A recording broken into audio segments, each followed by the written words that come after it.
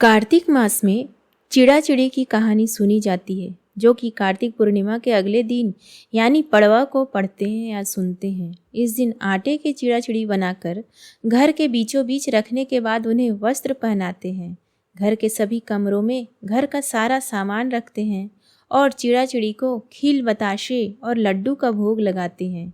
इस दिन खिचड़ी बनाकर घी और आम के अचार के साथ ठाकुर जी को भोग लगाकर खुद भी प्रसाद ग्रहण करते हैं और खिचड़ी की सामग्री का दान मंदिर में भी देते हैं। जिन लोगों का अपना घर नहीं है और घर खरीदने की आपकी इच्छा हो, किसी कारण से आप घर खरीद नहीं पा रहे हो या आपका मकान बनने वाला हो, तो आपको चिड़ा चिड़ी की इस कहानी को आज ज़रूर सुनना चाहिए।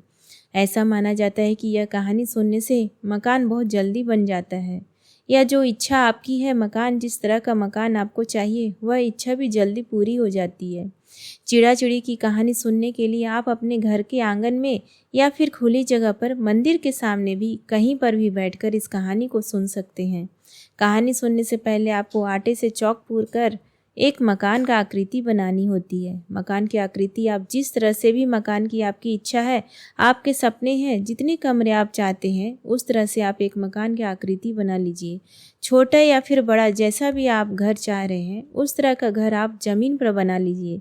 फिर आटे को गूंथकर उसमें आपको नमक या हल्दी नहीं डालनी, केवल सादे आटे को पानी से गूंथकर आपको चिड़ा चिड़िया का एक रूप बनाना है। केवल आकृति बनानी है, लगना चाहिए कि आपने चिड़ा चिड़ी बनाई है।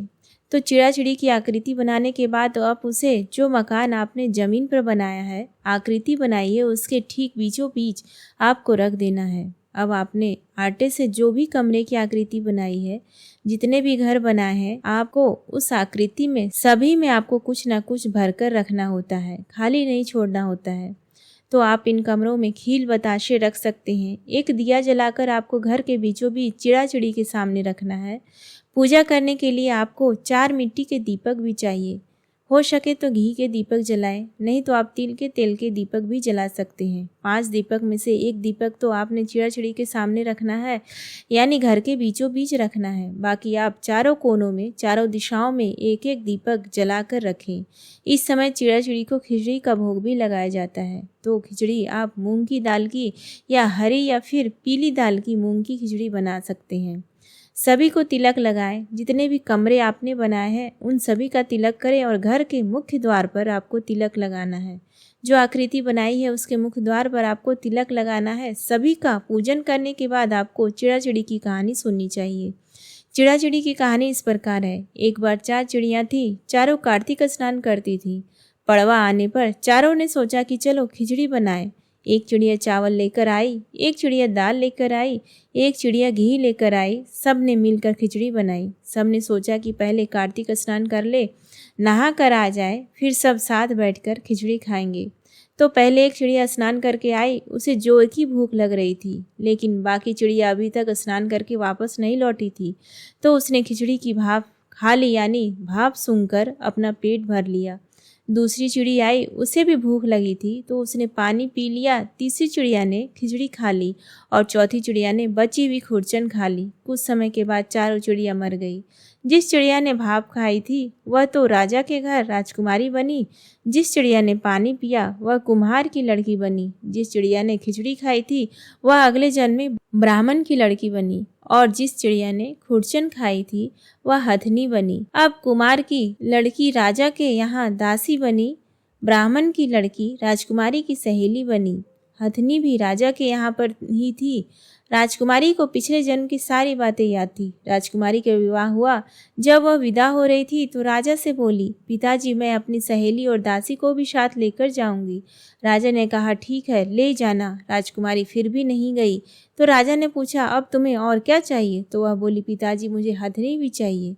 तो राजा ने अपने नौकर को हथनी को लाने भेज दिया, क्योंकि वह हथनी किसी के बस में नहीं आती थी, किसी के कहे अनुसार नहीं चलती थी। जब वह हथनी नहीं उठी, तो राजकुमारी खुद चलकर उसके पास गई और उसके कान में पिछले जन्म की बात कही। जिसे सुनते ही वह हथनी उठकर खड़ी होकर चल पड़ी। यह देखकर राजा बड़ा हैरान हुआ। सोचने लगा कि यह तो मेरी बेटी नहीं है, क्योंकि यह तो जानवरों से बात करती है। राजा ने सोचा कि शायद मेरी बेटी के रूप में ये कोई और बहरूपिया है। तब राजा ने क्रोध के मारे तलवार निकाल ली और कहा कि सच सच बता, तू कौन है, नहीं तो मैं तेरी गर्दन काट दूंगा। तब राजकुमारी ने अपने पिताजी के अपने पिछले जन्म की सारी बात कही। यह सुनकर सभी को बहुत हैरानी हुई। तब वह राजकुमार जिससे राजकुमारी का विवाह हुआ था यह सब देख रहा था। तब वह राजकुमारी से कहने लगा कि अगर कार्तिक स्नान की इतनी महिमा है तब तो हम दोनों भी मिलकर जोड़े से कार्तिक स्नान करेंगे और खूब दान पुण्य करेंगे। चिड़ा चिड़ी की इस कहानी को सुनने के बाद गणेश भगवान की कहानी सुनने से ही कहानी का पूरा पुण्य मिलता है। गणेश भगवान की कथा के अनुसार एक बार बूढ़ी माई थी, मिट्टी के गणेश जी बनाकर रोज उनकी पूजा करती थी। रोज बनाती, लेकिन रोज भगवान की मूर्ति गल जाया करता था। एक बार एक सेठ का मकान बन रहा था। वह वहां पहुंची और बोली, पत्थर का गणेश बना दो। मिस्त्री बोले, जितनी देर में हम तेरा पत्थर का गणेश बनाएंगे उतनी देर में अपनी दीवार ना चीन लेंगे। बुढ़िया बोली, राम करे तुम्हारी दीवार टेढ़ी हो जाए। अब की उनकी दीवार टेढ़ी हो गई। चने और ढहा देवे, चने और ढहा देवे, इस तरह करते करते शाम हो गई, लेकिन दीवार नहीं बन पाई। शाम को सेठ आया। उसने कहा, आज कुछ नहीं किया? तो वह कहने लगे कि एक बूढ़ी आई थी, कह रही थी कि मेरा पत्थर का गणेश बना दो। हमने नहीं बनाया तो उसने कहा तुम्हारी दीवार टेढ़ी हो जाए। तब से दीवार सीधी नहीं बन पा रही है।